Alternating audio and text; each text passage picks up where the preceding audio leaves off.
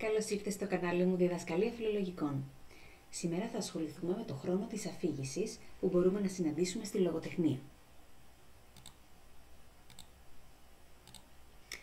Αρχικά, ο χρόνος της αφήγησης έχει κάποιες κατηγορίες ως προς τη σειρά της παρουσίασης των γεγονότων.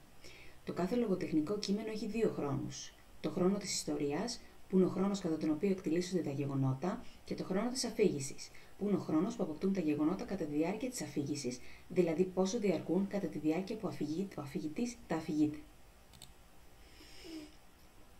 Έτσι λοιπόν έχουμε την ευθύγραμμη αφήγηση, όταν τα γεγονότα παρουσιάζονται με τη σειρά κατά την οποία συνέβησαν. Ανάληψη ή αναδρομή στο παρελθόν.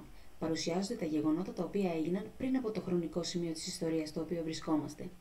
Φωτίζονται έτσι παρελθοντικά γεγονότα για να εξυπηρετήσουν την κατανόηση. Και πρόληψη, σε αυτή την περίπτωση γίνεται αναφορά σε ένα μελλοντικό γεγονός σε σχέση με το χρονικό σημείο της αφήγησης που βρισκόμαστε. Με τον τρόπο αυτό έχουμε προοικονομία των μελλοντικών εξελίξεων, εντείνοντας την αγωνία. Τώρα έχουμε το χρόνο της αφήγησης ως προς τη διάρκεια των γεγονότων. Όταν ο χρόνος της αφήγησης είναι πιο μικρός από το χρόνο της ιστορίας, δηλαδή όταν παρουσιάζονται στην αφήγηση τα γεγονότα με πιο σύντομο τρόπο, τότε έχουμε επιτάχυνση της αφήγησης. Επίσης, σε τέτοιες περιπτώσεις ο αφηγητής μπορεί και να παραλείψει γεγονότα, ακόμη και να τα παρουσιάσει περιληπτικά. Όταν ο χρόνος της αφήγησης είναι πιο μεγάλος από το χρόνο που έγιναν τα γεγονότα στην ιστορία, τότε πρόκειται για επιβράδυνση. Σε αυτή την περίπτωση ο αφηγητής επιβραδύνει την αφήγηση των γεγονότων, εμπλέκοντας περιγραφές, σχόλια, παρουσιάζοντας σκέψεις, ιδέες, αντιδράσεις των προσώπων στα γεγονότα. Και τέλος, όταν υπάρχει διάλογος μεταξύ των προσώπων, ο αναγνώστης μπορεί να νιώσει ότι βρίσκεται εντός της σκηνής.